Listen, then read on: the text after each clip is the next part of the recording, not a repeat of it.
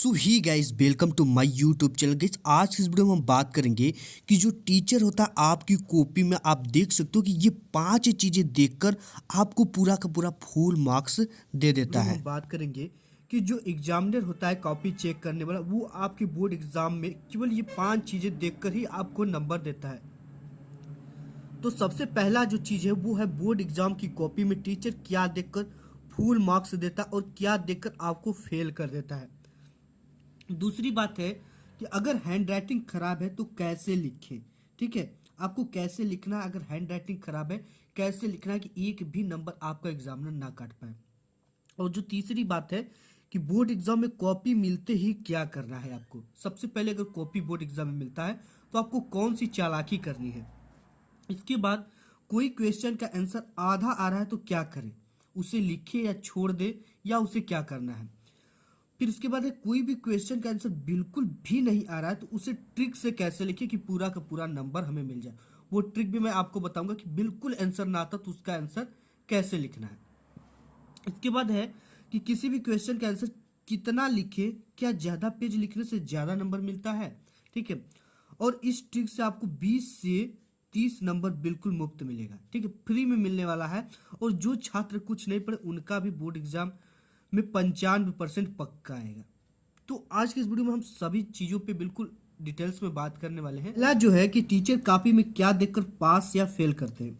तो सबसे पहले जो टीचर होता है वो आपकी हैंड राइटिंग को देखता है कि स्टूडेंट की जो हैंड राइटिंग है वो कैसी है। ठीक है, और हम बता दें कि आपके हैंड राइटिंग पे नंबर कब कटता है, जब आपकी राइटिंग बिल्कुल खराब हो। ठीक है, जब तक बिल्कुल खराब नहीं, अगर एवरेज यानी मेरे जैसी हैंड राइटिंग है या इससे थोड़ी भी खराब है तो भी आपका हैंड राइटिंग पे एक भी नंबर नहीं कटने वाला। इस चीज को आप ध्यान से समझो। ठीक है, नंबर आपका कहाँ कटता है, जैसे लॉन्ग टाइप के क्वेश्चन होते हैं जो कि 8 से 10 अंक के होते हैं, 6 नंबर के होते हैं, तो उसमें से आपका एक या आधा एक 1.5 नंबर कटता है, वो भी अगर उसमें हैंड राइटिंग थोड़ी पुअर है। अगर एवरेज हैंड राइटिंग है तो एक भी नंबर नहीं कटता है। इसके बाद आपको बोर्ड एग्जाम में कभी भी सादा पेज नहीं छोड़ना है। इसलिए नहीं छोड़ना है क्योंकि जब टीचर कॉपी चेक करता है तो वो क्या करता है कि कॉपी चेक करते हुए आगे बढ़ता है। और टीचर जो एग्जामिनर होता है बोर्ड एग्जाम को वो काफ़ी फास्ट होता है। ठीक है, तो ऐसे में वो क्या करता है कि अगर यहाँ पे आप सादा पेज छोड़ दिए, ठीक है, तो वो टीचर क्या करता है कि इसके आगे पेज ही नहीं पलटता है, जिससे कि आपने अगर क्वेश्चन लिखा है तो वो क्वेश्चन चेक नहीं हो पाते, ना ही उसके नंबर मिल पाते हैं। इस सिचुएशन में आपको नंबर मिलेगा, बाद में आप रीचेक कराओगे अपनी कॉपी, लेकिन आपको परेशान होना पड़ेगा। लेकिन उससे अच्छा है कि आपको क्या करना है कि बोर्ड एग्जाम की कॉपी में कहीं भी सादा पेज नहीं छोड़ना है। ठीक है, और क्वेश्चन नंबर न लिखना। आप क्या करते हो कि जैसे मैं आपको कॉपी दिखा दूं कि आप क्वेश्चन नंबर डालकर नहीं लिखते, ये सबसे बड़ी प्रॉब्लम है। क्योंकि टीचर क्या करता है, टीचर जब भी कॉपी को चेक करता है, ठीक है, तो उसके फ्रंट पेज पे आप देखोगे तो प्राप्तांक पूर्णांक सब कुछ देता है कि क्वेश्चन नंबर क के एक पहले के अ में कितना नंबर स्टूडेंट ने पाया, दूसरे के क में कितना पाया। तो इस तरह से वो टीचर जो होता है ना वो बार बार क्या करता है, फ्रंट पेज पर चढ़ाता है कि यहाँ पे इसने 3 मार्क्स पाया, यहाँ पे 2 मार्क्स पाया, इस क्वेश्चन में इतना। तो ऐसे में आपको क्या करना है कि क्वेश्चन नंबर डाल कर लिखना है, जिससे टीचर को आसानी रहे कि हाँ स्टूडेंट ने ये वाला क्वेश्चन किया है और इसका नंबर हमें यहाँ पे चढ़ाना है। तो ये आपको गलती नहीं करना है। और तीसरा बात, आपको फालतू बातें कॉपी में नहीं लिखना। जी अगर आपको कोई भी क्वेश्चन नहीं आता है तो आपको कभी भी फालतू बातें नहीं लिखना। इसकी एक भी आपको नंबर नहीं मिलते, बट इसके जगह पे जो दूसरा विकल्प है कि अगर आपको क्वेश्चन का आंसर नहीं आता, ठीक है, उससे रिलेटेड कुछ कीवर्ड, आपको कुछ भी कीवर्ड उसका पता हो तो आप क्या करना, उससे रिलेटेड कीवर्ड को लिखना है। ठीक है, जैसे कि ओम का नियम ही आपके बोर्ड एग्जाम में आ जाता है। ठीक है, उसको कैसे लिखना जिसका आंसर आपको बिल्कुल न पता हो, तो उससे रिलेटेड आपको कुछ कीवर्ड, ये मैं आपको आगे बताऊंगा, डिटेल्स लिख कर बताऊंगा कि कैसे आपको लिखना है। ठीक है, अब इसके बाद नेक्स्ट टॉपिक पे बात कर लेते हैं। क्या आपको ज्यादा पेज लिखने से ज्यादा नंबर मिलता है? जी नहीं, ये आपकी भ्रांति है कि ज्यादा पेज आप लिख कर आओगे तो आपको ज्यादा नंबर मिलेंगे। आपको देखो, इससे ज्यादा नंबर लिखोगे तो आपको कई ठो नुकसान भी है। क्योंकि अगर आप बोर्ड एग्जाम में आपके अगर क्वेश्चन 2 मार्क्स का है, कितने मार्क्स का है, 2 मार्क्स, तो 2 मार्क्स में जो मैक्सिमम शब्द होते हैं, मैक्सिमम वर्ड होते हैं, 25 वर्ड में आंसर लिखने होते हैं। आंसर को कितने वर्ड में लिखने होते हैं? 25 वर्ड में, ठीक है। तो आपकी ये कोशिश होना कि 25 से 26, 27, 28 तक आप लिख सकते हो, बट आपको 50 नहीं लिखना है। अगर आप 50 लिखोगे तो आपको नंबर तो एक्स्ट्रा मिलेगा ही नहीं मिलेगा, ठीक है। ये क्लियर है कि 2 मार्क्स का है तो 2 ही मार्क्स मिलेगा, चाहे आप 50 लिखो चाहे इससे ज़्यादा लिख दो, ठीक है। तो अगर 25 भी लिख दो तो 2 ही मार्क्स मिलेगा, तो ज़्यादा लिखने का कोई फायदा नहीं, इससे आपको एक भी नंबर नहीं मिलने वाला है। ये चीज़ें क्लियर हो गई, ठीक है। तो आपको ये ध्यान देना है कि ये कितने वर्ड में पूछा और कितने मार्क्स का है। जैसे 5 मार्क्स के क्वेश्चन आते हैं जब, तो इसमें आपको कम से कम 60 से 80, ठीक है, 80 वर्ड लिखने होते हैं। तो इस चीज़ों को आपको ध्यान में रख कर ही लिखना है बोर्ड एग्जाम में।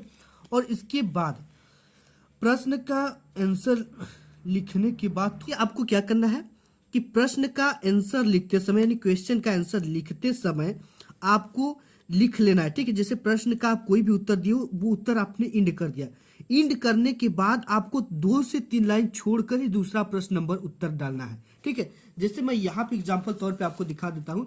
जब भी आपकी बोर्ड एग्जाम में कॉपी मिले तो इसी तरह से मिलती है, ठीक है। यहाँ से तो आप लाइनिंग खींच लेते हो और यहाँ पे ऊपर से एक लाइन छोड़कर प्रश्नोत्तर संख्या जितने का भी वो डाल लेना है। डालने के बाद 2 लाइन छोड़ना है। कितने लाइन? 2 लाइन छोड़कर ही आपको उसका आंसर लिखना है। इससे देखने में कॉपी अच्छा लगती है और सुंदर लगती है। हाँ, और बात कर लेते हैं, अगर आपको क्वेश्चन बिल्कुल ना याद हो और आधा आता तो क्या उसका उत्तर लिखना चाहिए, ये भी डिटेल्स में बात करेंगे थोड़ी देर में। तो यहाँ पे प्रश्न का उत्तर लिखने के बाद आपको थोड़ा सा गैप जरूर छोड़ देना है, इससे पता चलता है कि आपने दूसरा क्वेश्चन को सॉल्व किया है। नेक्स्ट बात कर लेते हैं। तो देखो यहाँ पे नेक्स्ट है कि बोर्ड एग्जाम की कॉपी में पैसा रखना, इमोशनल बातें लिखना से नंबर मिलता है क्या?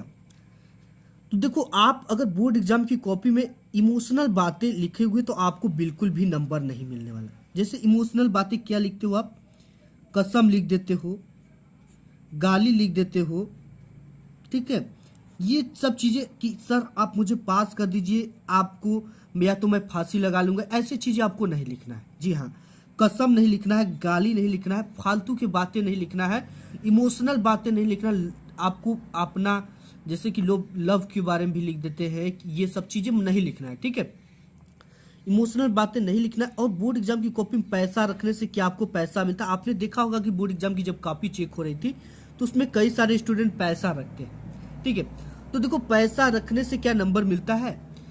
जो देखो, जो भी टीचर जब पैसा लेता है ना तो वो कुछ एहसान परामोश हो जाता है, यानी कि जहां उसको नंबर काटना चाहिए वहां पे वो नंबर आपका काटता नहीं है और आपको कुछ ना कुछ उसके बदले में नंबर देता ही देता है। तो देखो, कॉपी लिखने के कुछ फायदे हैं, लेकिन कानून के तौर पे कॉपी में पैसा रखना या कोई भी फालतू चीजें रखना वो गैर अपराध है, ठीक है। अपराध है किस श्रेणी में आता है? जिससे कि जो कॉपी होती है वो सीसीटीवी कैमरे की निगरानी में हो चेक होती है। टीचर चाहे तो आप पे कार्रवाई कर दे, लेकिन जो पैसा पाएगा वो कभी कार्रवाई नहीं करता है। 1 से 2 नंबर आपके बढ़ ही जाते हैं पैसा रखने से, ठीक है। तो जिससे कि कहीं जहां नंबर काटना होता है ना, टीचर नहीं नंबर काटता है। तो आप ये अपने ऊपर जिम्मा लेकर कॉपी में पैसे रखो या ना रखो, लेकिन कॉपी में पैसे आप मत रखो, ठीक है। और इसके बाद कर लेते, जो प्रश्न आधा आता है उसका आंसर लिखे कि नहीं लिखे। ये 101% मैं दावे के साथ कहता हूँ, अगर आपको आधा ही नहीं बल्कि उसका एक कीवर्ड भी आता है ना, तो उसका आंसर आपको बोर्ड एग्जाम की कॉपी में लिख कर ही आना है। कोई भी क्वेश्चन बोर्ड एग्जाम की कॉपी में आपको नहीं छोड़ना है। अगर आपको थोड़ा थोड़ा अगर उसका फार्मूला याद है, ठीक है, कोई अगर साइंस की कोई आपको क्वेश्चन आ गया, उसका फार्मूला आपको पता है तो आप उसका फार्मूला लिख दो, ठीक है। जैसे न्यूमेरिकल, अगर आपको कोई परिभाषा आ गया उसका फार्मूला पता है तो आप फार्मूला लिख दो, या उससे रिलेटेड कुछ भी लिख दो कीवर्ड। आधा आता है तो उसको भी लिखो, ठीक है, नंबर मिलेगा। कुछ अपने से बना कर आता हो या कुछ क्लास में उस चैप्टर से रिलेटेड सुने हो या उस चैप्टर से कुछ और आता है तो आप उसमें भर सकते हो। लेकिन आपको आधा आता है तो उसको छोड़ना नहीं है, किसी भी कीमत पे नहीं छोड़ना। अगर छोड़ोगे तो एक भी नंबर नहीं मिलेगा। अगर लिखोगे तो 101% गारंटी कि टीचर कभी किसी को नहीं चाहता कि मैं अपने पेन से किसी बच्चे को फेल कर दूं, लेकिन उसके सामने एक मजबूरी होती है जिस सिचुएशन में वो फेल कर देता है, ठीक है। कि अगर आप कुछ ना कुछ लिखे रहोगे तो आप कभी भी फेल नहीं हो सकते। और अब नेक्स्ट बात कर लेते हैं, जिस प्रश्न का उत्तर बिल्कुल नहीं आता उसका आंसर इस ट्रिक से लिखना, टीचर खुश होकर नंबर देगा, ठीक है। अगर आपको कोई भी प्रश्न है, ठीक है, उसका उत्तर बिल्कुल नहीं पता है तो उसका आंसर कैसे लिखना, इस ट्रिक से आप लिखो, 110% आपको नंबर मिलेंगे।